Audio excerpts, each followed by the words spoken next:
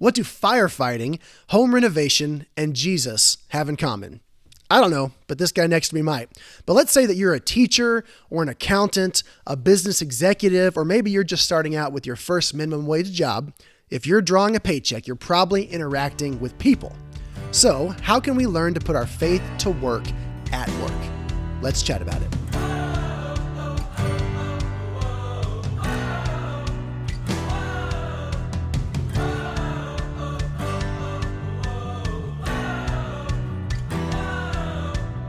Welcome to Clear Creek Chat. That's Chat with two T's because this podcast is coming to you from Chattanooga, Tennessee, and is a ministry of the Clear Creek Church of Christ. In each episode, we gather together a few of our friends to have a chat about issues that touch our lives locally and have implications for the broader kingdom of God. My name is Mitchell Halstead, and today I'm joined by my longtime friend and Renaissance man, Keith Mosley. Hello. Hello, Keith. Hello. Glad to have you on the podcast. It's good to be here. So Keith is a fireman. That's kind of what we alluded to in the opener a minute ago. And I want to know, Keith, do you do more demolition work as a fireman or in the way that you've been, employed before as a house flipper? I think I've made a profession out of breaking stuff. So I couldn't tell you which one I've done more. I've been in construction far longer than I've been in firefighting, but we've taken down some big houses. Yeah. Firefighting too. So man, I don't know. Volume. It's fun, right? Yeah, it's definitely fun. Now you have some unique tools in the firefighting world for demolishing things. Sure. Really, I think that is our profession, like professional demolishers. Fire gets in behind all these little void spaces and, you have to find it. You got to go and got to rip some stuff up. That's it, man. Knock her down.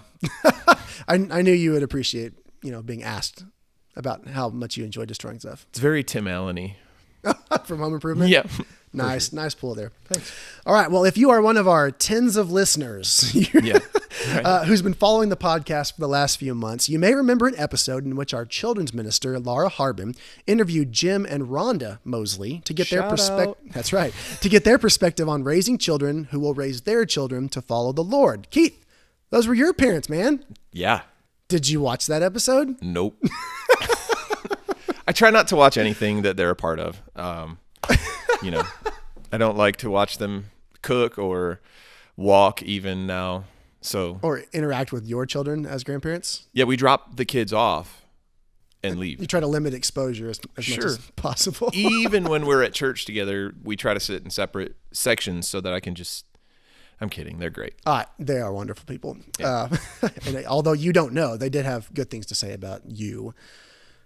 Whatever. Yeah, it's no big deal.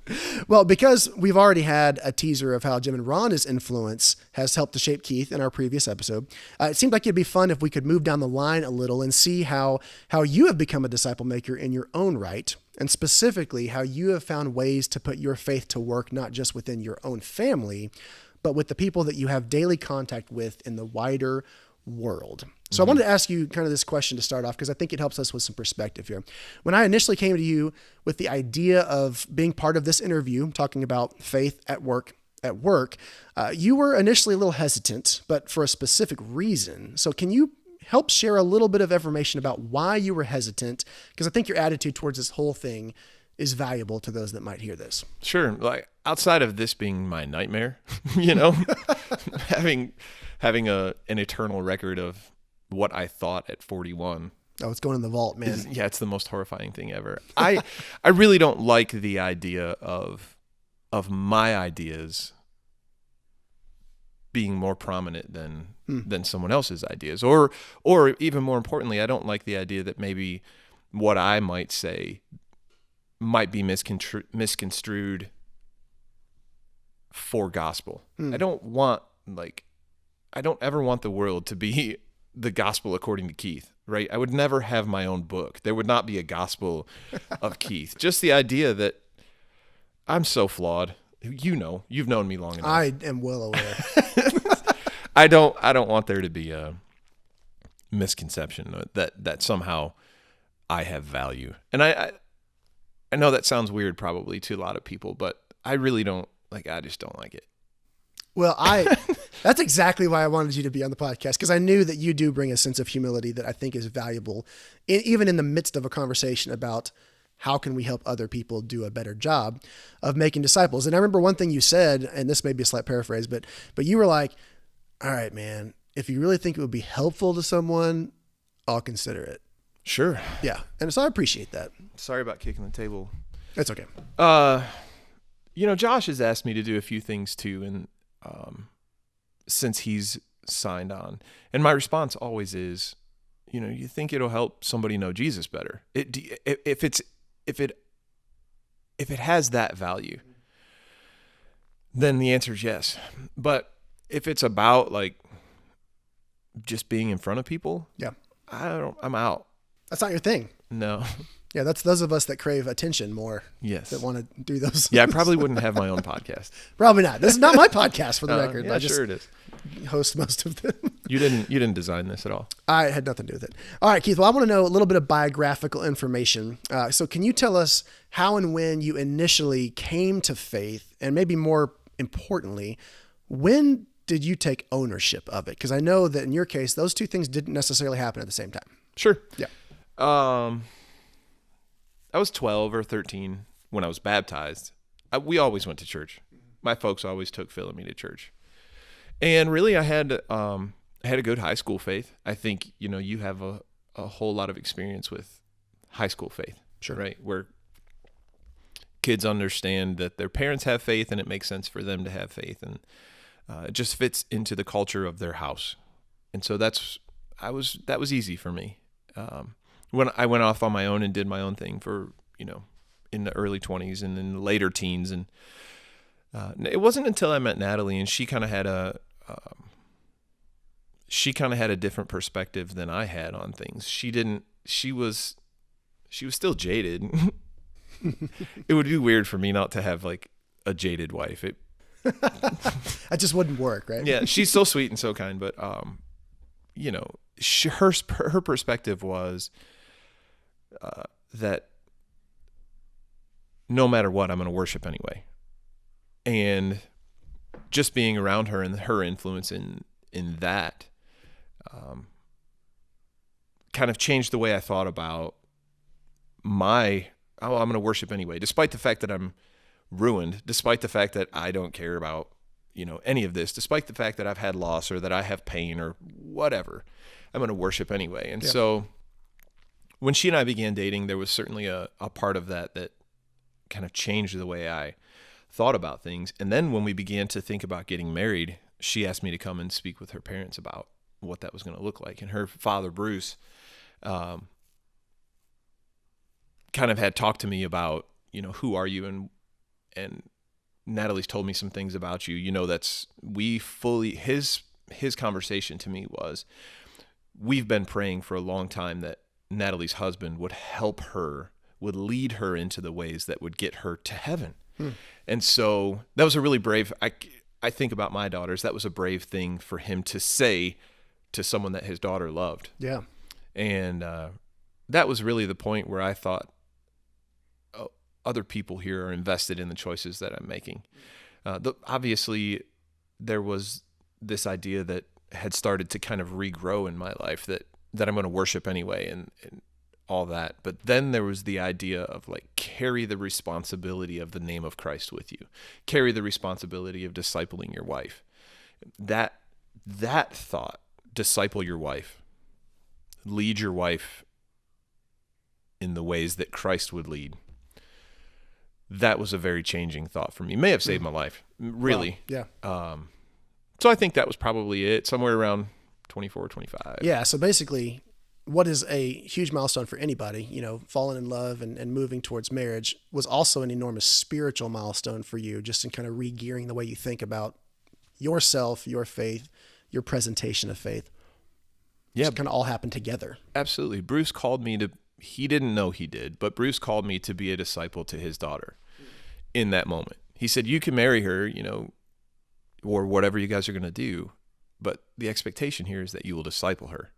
And so I've tried to bring that to my marriage, and that obviously is I try to overflow that into the rest of my life now. That's a powerful testimony too, about the influence that someone else speaking into your life can have to correct course or to help to steer and navigate. So I appreciate your sharing that. Sure. So you've done many things professionally over your years so far, from waiting tables when you were younger, working on construction sites, managing your own renovation business. Of course, now you're a full-time fireman for Chattanooga. What types of people have you encountered along the way? I think I have encountered every type. I owned a trailer park. That's right. Dad and I owned the landlord. Yeah, sure. Dad and I owned a skating rink together and a bowling alley. Entrepreneur. Yep, we've done all kinds of stuff. We have encountered every people. When I was growing up in the late 90s in Detroit, Oakland County, Macomb County were some of the wealthiest places in America at the time because of the auto, sure, all the stuff with booming. the auto. Yeah. So the people that we encountered, the people that we worshiped with at Rochester Church of Christ, they were many of them very wealthy people. So, the socioeconomic part of that was on the high scale of it. The people I see now in my job, that we serve in the job, oftentimes tend to be on the low end of it. And the people that I work with are probably, we would describe them as salty. Salty. Yeah, man. Nice. But not in the Jesus way, right? Yeah, not the salt of the earth as far as his quote goes. No, not that way. Like, certainly would pick you up out of the floor, but might cuss at you while they do it. Yeah. That's the truth is that's my people. Yeah. That's where I'm at. If you think about what you might envision a construction worker being, that's pretty much who I've spent the last 20 years with, or 15 years. That's it. So you've seen it all to a certain degree. I think so. Yeah, that's pretty cool. Okay, well, in the midst of that, you have been trying to figure out how you can be a Christian person with these people in these situations. Of course, they've been very different along the way. But to ask you to be vulnerable for a minute here, in what ways have you failed to put your faith to work while at work? Yeah. There's this old DC Talk song that talks about what if I stumble, what if I fall. Love that one. Yeah, it's great song. It's a good song. We totally nerded out in like our growing up days just now. That is the everyday reality for me. Like I don't get to walk through. I tell my friends at work that sin's like a door, and so when you open that door, you don't ever get to close it back fully. You can just let a little crack of light shine through, but there's no breaching that. There's no locking it shut anymore. It's always available to you mentally, and it's always there plugging at your mind. So if you think about a man who was into pornography, who's into sexual stuff, or who's into stealing, or who began cussing in the 3rd grade, or is a fighter or loves alcohol or whatever, you can wrangle those things in your life, but you can't slay the dragon. Yeah. Right? Sure. It just is always it's beyond us, right? Well, we made it available. We made it available to us. And so things that we made available are always easier to be available to us now. And so I slip into those things sometimes. Sure. Just being salty. Yeah. I was about to say being salty. That's right. That's right. And I really try to watch what I say and how I behave, but I fail at that often. And then in the same token, I'll turn around and be like, yeah, thanks for grace, and amen. Yeah. I mean, I think that's really the reality, is that I'm still a sinner, still messed up, but I have an understanding of grace. I'm thankful for it. Maybe a deeper understanding for the recognition of perhaps your saltiness. Yeah, maybe so. Let's flip the script a little bit. So in what ways have you actually found success living with faith at work? Yeah, that's a good question, because it's easy for us to focus on, how we fail. Yeah. In terms of success, I think where I'm more comfortable now is just saying, like, I don't care that it doesn't make me nervous if you think I'm stupid for being Jesus people. Right? Yeah, sure. So, and what I found is that I used to think, oh, maybe people will respect that you're Jesus people. No, what I found is that when people hear the name of Jesus, they don't respect you. There is power in his name. And so just speaking his name into situations, just saying, thank God for Jesus. Thank God for grace. Being willing to say, there's no credit to me here. Yeah. So there's the humility factor of that. Excuse me. But there's also in storytelling. Oh, yeah? Yeah. I think that's the one thing that's probably my style of discipleship, is just to tell the stories. And if you look, I think when I read Jesus, he was just telling stories. Did a lot of that. Yeah. Absolutely. So I thought, I think I can be good at that. I think I can, spin a yarn. And so I started practicing with my children, and then my buddy Dan likes to tell the story of the first day we began to work together. We were up on a roof in the middle of a thunderstorm trying to patch this roof in. I was like, hey man, let me tell you a story. And I'm not even sure what Jesus story I told him. It may not have even been a Jesus story. It was probably just a Bible story.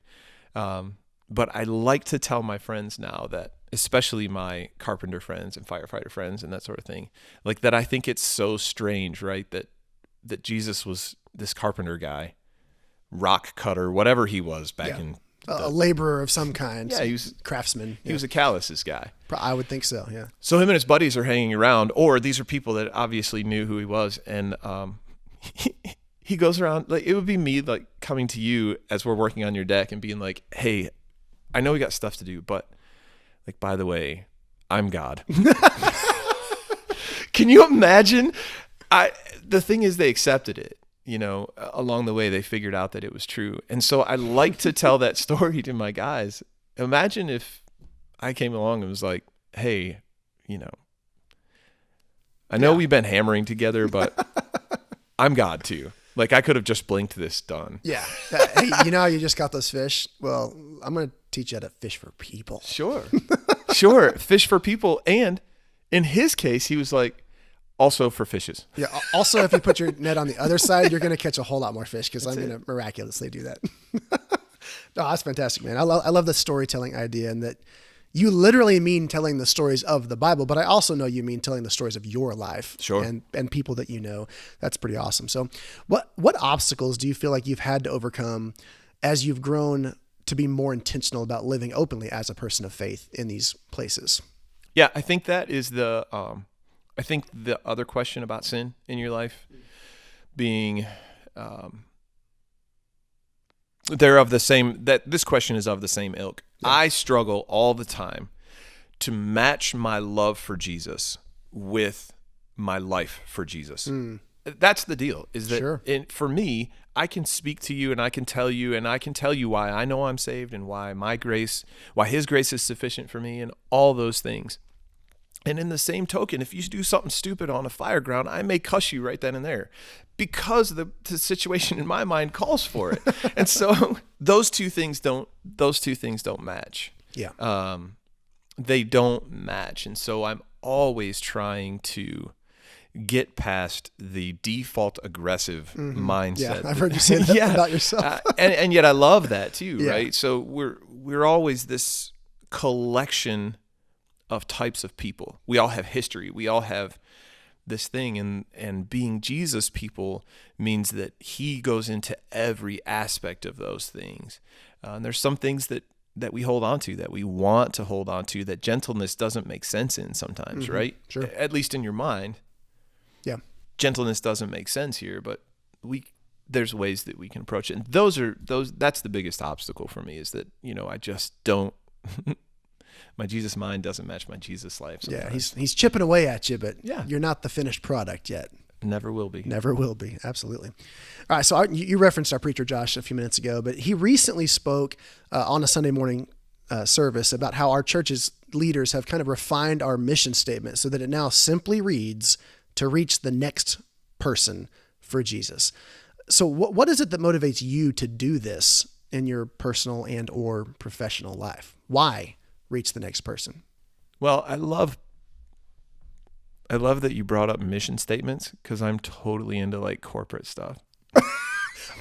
Really? Yeah, it's like my thing, man. I love hearing about.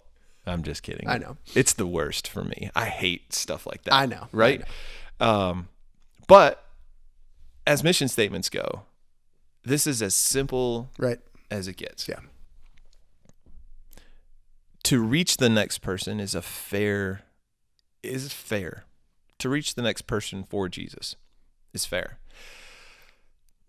It's important. It's important in the way that all of our discipling is important. You know, it allows you to stay focused. I think that's what I like the most about it, is that, well, my work isn't done, because there's another guy down the road, and Sure. there's another guy down the road, and there's another guy down the road. And that's all I think that does, is focuses you. Well, your work isn't done, you know. Yeah. Let's begin the new day with the idea that if you put Jesus out in the world, he's going to do what Jesus does, you know. That's really all he asks us to do, isn't it? Is to speak his name, to live with an understanding of his grace, and then maybe as you speak his name, he'll produce what he produces. Mm-hmm. You know, that's kind of where I'm at. Yeah, no, that's good. I appreciate that. All right, kind of a wacky question here. I'm ready. I'm so ready. If you could, if you could hop into Doc Brown's DeLorean time machine, Yeah, Back to the Future. sure. I know you're a fan. You know I am. My boy Emmett is named after Doc Brown. Dr. Emmett Brown. That's right. He's named Emmett James to refer to another old man that we talked about, my dad. Yes. Yeah. Two great old men. Yeah, Natalie would probably disagree that he was named after Doc Brown, but I can tell you. But in your mind, it's canon. Yeah.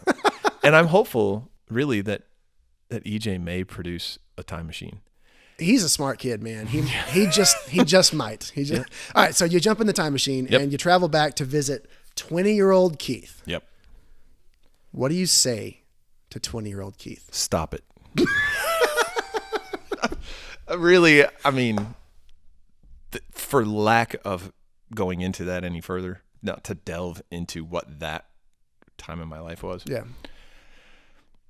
Stop Just it. stop it. Stop it. You know, And and with like a back of the head smack while you're at it. I wouldn't even be He'd able. probably fight you. I would know he wouldn't. I would not be able to be around. I wouldn't be able to be around me. Oh, interesting. Me now would not be able to be in the same room with me then. Wow. I just don't even like thinking about it. It's cringeworthy. Okay, well, let's jump up a decade, because you're really old, and you're That's way older than me. Yep. So what about 30-year-old Keith? If you could go back, 10, 11 years and visit 30-year-old Keith, a lot's changed from 20-year-old Keith. What do you say to yourself then? I like him much better. Yeah? Yeah. Oh yeah. I'm not positive. He and I would have the same conversations probably that I'm having with the guys at work and the guys that we do construction with. And those conversations would probably be something to the effect of, keep the faith. I know you're poor. I know life is weird. I know it's hard to be married. I know it's hard to raise children. I know all those things. Not that it gets better. It just gets different, right? It gets different. You have different problems. Yeah. Keep the faith. Stay focused. Faith and hope and love, those three things, the word talks about those three things remaining. Sure. Keep those as your focus. But remember that those things are not things that we are. They're things that we do. Faith is something that you do. Faith is something that you practice. Continue to practice. Continue to choose to act faith. Choose to act hope. Love more. And then maybe I think finally, just as a small caveat, I would say something to the effect of like, just bring more joy in the world. Yeah. Try to laugh more, Don't be so grumpy. Don't take yourself so seriously. Stop being so salty. Yeah, sure. Well, I asked those questions. I heard those questions asked in another podcast interview that I'd listened to recently, and I thought that's a great question. Mm-hmm. But it kind of takes us to our last little moment here. So nearly every one of these podcast episodes that you have not listened to has been related to, has been related to discipleship in some form. And that's certainly a constantly visited theme at our church, as it should be. Yeah. Seems like it's kind of a thing in the Bible.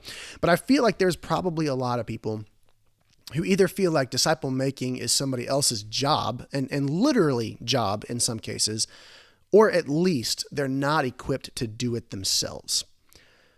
Now, you're somebody who has probably struggled through all of those things. You are someone that now like invites people to church and engages them in conversation, even at the workplace.